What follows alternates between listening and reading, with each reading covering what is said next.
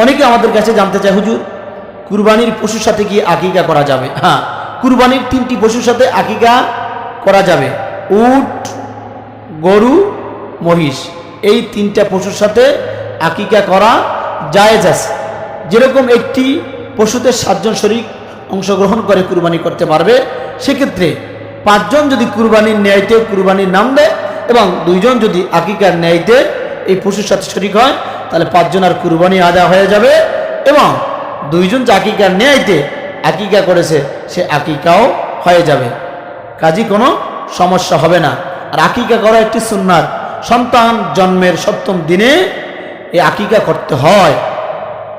ছেলে যদি হয় তাহলে 2টা খাসি বরকি, আর যদি মেয়ে হয় তাহলে একটা খাসি অথবা বরকি দ্বারা আকিকা করলে আকিকা হয়ে যাবে।